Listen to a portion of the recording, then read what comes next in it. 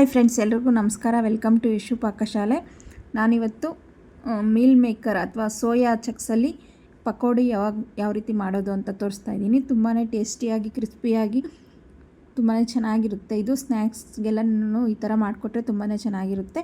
ಇದನ್ನು ಯಾವ ರೀತಿ ಮಾಡೋದು ಅಂತ ನೋಡೋಣ ಬನ್ನಿ. ಮೊದಲು ಒಂದು ಬೌಲ್ಗೆ ನಾವು ನಮ್ಗೆ ಎಷ್ಟು ಬೇಕೋ ಅಷ್ಟು ಸೋಯಾ ಚಕ್ಸ್ ತೊಗೊಂಡು ಅದಕ್ಕೆ ಸ್ವಲ್ಪ ಬಿಸಿ ನೀರು ಸೇರಿಸ್ಕೋಬೇಕು. ಒಂದು 5 ನಿಮಿಷ ನೆನೆಯಕ್ಕೆ ಬಿಟ್ಟು ಆಮೇಲೆ ಅದನ್ನು ಚೆನ್ನಾಗಿ ಒಂದು ಸ್ವಲ್ಪ ತಣ್ಣೀರು ಹಾಕಿ ಹಿಂಡಿ ಇಟ್ಕೋಬೇಕು, ಒಂದು ಸ್ವಲ್ಪನೂ ನೀರು ಇಲ್ಲದೆ ಇರೋ ಥರ. ಆಮೇಲೆ ಒಂದು ಅರ್ಧ ಟೀ ಸ್ಪೂನ್ ಆಗೋಷ್ಟು ಅರಿಶಿನ ಪುಡಿ ಸೇರಿಸಿ ಅದಕ್ಕೆ ಒಂದು ಅರ್ಧ ಟೀ ಸ್ಪೂನ್ ಆಗೋಷ್ಟು ಧನಿಯಾ ಪೌಡ್ರು ಸೇರಿಸ್ತಾಯಿದ್ದೀನಿ. ಮತ್ತು ಒಂದು ಅರ್ಧ ಟೀ ಸ್ಪೂನ್ ಅಚ್ಕಾರದ ಪುಡಿ, ಒಂದು ಟೀ ಸ್ಪೂನ್ ಆಗೋಷ್ಟು ಕಾಶ್ಮೀರಿ ಚಿಲ್ಲಿ ಪೌಡ್ರನ್ನ ಸೇರಿಸ್ತಾಯಿದ್ದೀನಿ ಕಲರ್ಗೋಸ್ಕರ.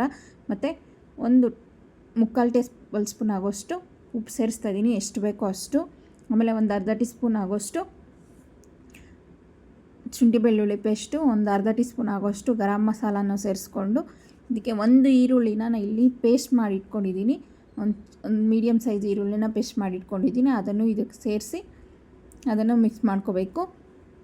ಮತ್ತು ಒಂದು ಅರ್ಧ ಕಪ್ ಆಗೋಷ್ಟು ಅಥವಾ ಒಂದು 4 ಟೇಬಲ್ ಸ್ಪೂನ್ ಆಗೋಷ್ಟು ಕಡಲೆ ಹಿಟ್ಟು ಮತ್ತು ಒಂದು 2 ಟೇಬಲ್ ಸ್ಪೂನ್ ಆಗೋಷ್ಟು ಅಕ್ಕಿ ಹಿಟ್ಟನ್ನು ಸೇರಿಸಿ ಚೆನ್ನಾಗಿ ಇದಕ್ಕೆ ನೀರು ಹಾಕ್ದಿರ ಮಿಕ್ಸ್ ಮಾಡ್ಕೋಬೇಕು.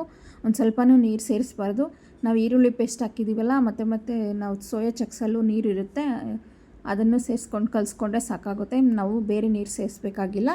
ಇವಾಗ ಇದನ್ನು ಒಂದು ಬಾಣಲೆಯಲ್ಲಿ ಎಣ್ಣೆ ಕಾಯಕ್ಕಿಟ್ಟು ಅದಕ್ಕೆ ಚೆನ್ನಾಗಿ ಕಾದ್ಮೇಲೆ ಮೀಡಿಯಮ್ ಫ್ಲೇಮಲ್ಲಿ ಇಟ್ಟು ನಾವು ಇದನ್ನು ಒಂದೊಂದನ್ನೇ ಈ ಥರ ಹಾಕ್ಕೋಬೇಕಾಗುತ್ತೆ. ಮತ್ತು ಇದನ್ನು ನಾವು ಲೋ ಫ್ಲೇಮಲ್ಲೇ ಫ್ರೈ ಮಾಡಬೇಕು, ಯಾವುದೇ ಕಾರಣಕ್ಕೂ ಹೈ ಫ್ಲೇಮಲ್ಲಿ ಇಡಬಾರ್ದು. ಇದು ಚೆನ್ನಾಗಿ ಕ್ರಿಸ್ಪಿ ಆಗಬೇಕು.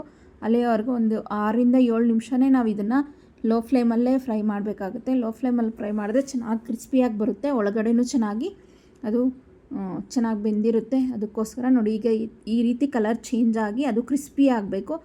ಆವಾಗ ನಾವು ಇದನ್ನು ತೆಗೆದಿಟ್ಟರೆ ಸಾಕಾಗುತ್ತೆ. ಈ ರೀತಿ ಎಲ್ಲನೂ ಒಂದು ಟಿಶ್ಯೂ ಹಾಕಿರೋ ಪ್ಲೇಟ್ಗೆ ತಗೋತಾ ಇದ್ದೀನಿ. ಮತ್ತು ಇದನ್ನು ಮಿಕ್ಕಿರೋದನ್ನು ಇದೇ ರೀತಿ ನಾವು ಒಂದೊಂದೇ ಹಾಕ್ಕೋಬೇಕು. ಎಲ್ಲ ಒಂದೇ ಸರಿ ಹಾಕೋದ್ರಿಂದ ಅದು ಒಂದಕ್ಕೊಂದು ಅಂಟಿಕೊಳ್ಳುತ್ತೆ. ಅದಕ್ಕೆ ಒಂದೊಂದೇ ಈ ರೀತಿ ಹಾಕ್ಕೊಂಡು ನಾವು ಚೆನ್ನಾಗಿ ಇದನ್ನು ಫ್ರೈ ಮಾಡಿಕೊಂಡು ತಗೋಬೇಕು. ಎಲ್ಲನೂ ಇದೇ ರೀತಿ ಫ್ರೈ ಮಾಡಿ ಕ್ರಿಸ್ಪಿ ಆಗೋವರೆಗೂ ಫ್ರೈ ಮಾಡಿ ತಗೋತಾ ಇದ್ದೀನಿ.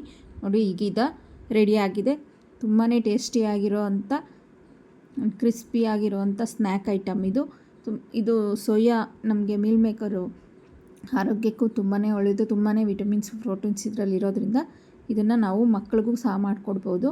ನಿಮಗೆ ನಮ್ಮ ವಿಡಿಯೋ ಇಷ್ಟ ಆಗಿದರೆ ನಮ್ಮ ವಿಡಿಯೋ ಲೈಕ್ ಮಾಡಿ, ನಿಮ್ಮ ಫ್ಯಾಮಿಲಿ ಫ್ರೆಂಡ್ಸ್ ಜೊತೆಗೆ ಶೇರ್ ಮಾಡಿ. ಆ್ಯಂಡ್ ಮತ್ತಷ್ಟು ಈಸಿ ಮತ್ತು ಸಿಂಪಲ್ ರೆಸಿಪೀಸ್ಗೋಸ್ಕರ ನಮ್ಮ ಚಾನಲ್ನ ತಪ್ಪದೇ ಸಬ್ಸ್ಕ್ರೈಬ್ ಮಾಡಿ. Thank you for watching.